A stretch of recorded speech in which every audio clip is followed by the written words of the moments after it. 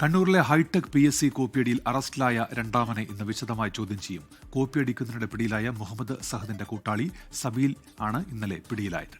ഷർട്ടിന്റെ കോളറിൽ ഘടിപ്പിച്ച മൈക്രോ ക്യാമറയിലൂടെ സഹദ് ചോദ്യങ്ങൾ നൽകിയത് സബീലിനായിരുന്നുവെന്നാണ് കണ്ടെത്തൽ. വിവരങ്ങളുമായി കണ്ണൂരിൽ നിന്ന് അരുൺ പൂപ്പറമ്പയാണ് ചേരുന്നത്.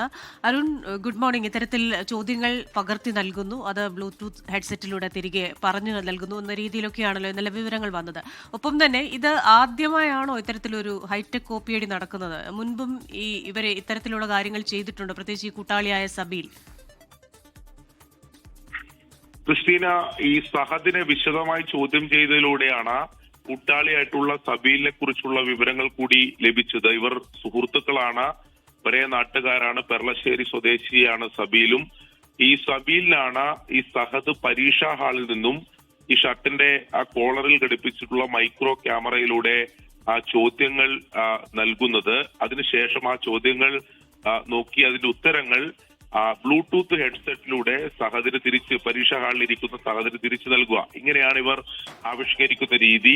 സബീൽ പുറത്തായിരിക്കും ഉണ്ടാവുക. ഇവർ പ്ലാൻ ചെയ്ത് നടത്തുന്ന ഒരു കുറ്റകൃത്യമാണ് എന്നതാണ് പോലീസ് ഇപ്പോൾ കണ്ടെത്തിയിട്ടുള്ളത്. അങ്ങനെയാണ് ഇന്നലെ ഈ പെർളശ്ശേരി സ്വദേശിയായിട്ടുള്ള സബീലിനെ കൂടി പോലീസ് പിടികൂടിയിട്ടുള്ളത്. ഇപ്പോൾ ക്രിസ്റ്റീന സൂചിപ്പിച്ചത് വളരെ പ്രധാനപ്പെട്ട കാര്യമാണ്.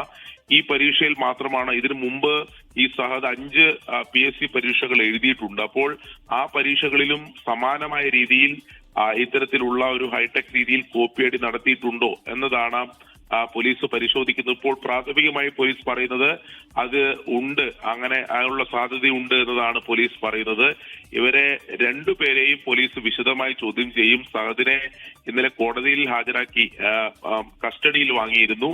ഇപ്പോൾ സബീലിനെ കൂടി പിടികൂടിയിരിക്കുകയാണ്. അപ്പോൾ ഇവരെ വിശദമായ ചോദ്യം ചെയ്യലിലൂടെ അത് സംബന്ധിക്കുന്ന കൃത്യമായ വിവരങ്ങൾ, അങ്ങനെ ഒരു നിഗമനം പോലീസിനുണ്ട്. അതിന്റെ തെളിവുകൾ പോലീസിന് ശേഖരിക്കേണ്ടതുണ്ട്. എന്തായാലും ഒരുപക്ഷെ സംസ്ഥാനം ഇതുവരെ ഈ PSC പരീക്ഷയിൽ ഇത്തരത്തിലുള്ള കോപ്പിയടി കണ്ടിട്ടുണ്ടാവില്ല. അതുകൊണ്ട് തന്നെ ഇതിനെ വളരെ ഗൗരവത്തോടു കൂടി തന്നെയാണ് പോലീസ് കാണുന്നത്.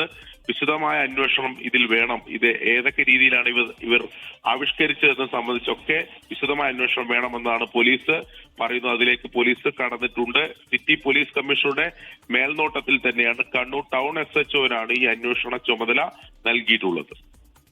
അരുൺ പൂപ്പറമ്പയാണ് കണ്ണൂരിൽ നിന്ന് വിവരങ്ങൾ നൽകിയത്. ലോകത്തെവിടെയായാലും ഏത് സമയത്തും 24 വാർത്തകളും ഓഗ്മെന്റഡ് റിയാലിറ്റി പാക്കേജുകളും എക്സ്പ്ലെയിനറുകളും വിശദമായി കാണാൻ ഞങ്ങളുടെ YouTube ചാനൽ നിങ്ങൾക്ക് സബ്സ്ക്രൈബ് ചെയ്യാം.